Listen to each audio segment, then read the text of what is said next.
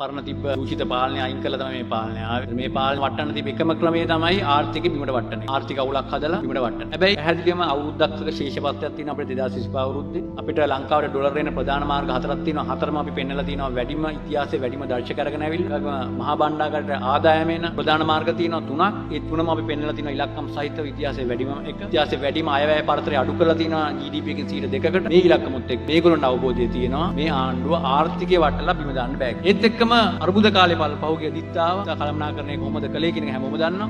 ඊට ආණ්ඩුව වැටේ කියලා ඒකයි කිව්වේ පොයකින් වැටෙනවා අලුත් අවුරුද්ද වැටෙනවා කියලා. නමුත් ඒක වෙන්නේ නැහැ කියන එක තේරුම් ගත්තා. ඊළඟට ලෝක අර්බුදය ආවා. ඉරාන යුද්ධය. ඒ යුද්ධයේදී අපි කොහොමද අත්‍යවශ්‍ය සේවා සැපයුම් කරගෙන යන්නේ? ආර්ථික ස්ථාවර තියාගෙන ඉන්නේ කියන එක දැන් තේරෙනවා. ඒ නිසා තමයි මේ වගේ ප්‍රකාශ උත්තර වෙන්නේ. ඉතින් ඒ වගේ කටයුතු අපි ඉදිරියට බලාපොරොත්තු වෙනවා. නමුත් ජනතාව ඉදිරියට ආවාද්‍ය ප්‍රකාශ ඉදිරියට දානවා. ඒවා අරගෙන යන මාධ්‍ය කීපයක් ඉන්නවා කරේදියන් යන මාධ්‍ය. ඉතින් මේ මාධ්‍ය සහ මේ සාවාද්‍ය ප්‍රකාශ කරන කට්ටිය ඒකාබද්ධ වෙලා මේ වැඩේ කරන්නේ. මේ නිසා තමයි අපිට ඇත්තට මේ මගේ මාධ්‍ය හමුවක් ඇඳලා කියන්න වෙලා තියෙන්නේ. ඉතින් මේ අපරාධ කාලයක් මගෙත් පැය භාගයක් වුණත් මෙතුමා නිලධාරී මේ නිලධාරීන්ගෙත් රට වෙනුවෙන් යම්කිසි වැඩක් කරන්න තියෙන කාලේ. නමුත් බොරුව සමාජගත වෙනකොට ඒ වෙනුවෙන් උත්තර දිය යුතු නිසා තමයි ඇවිල්ලා මේ උත්තරේ දෙන්නේ.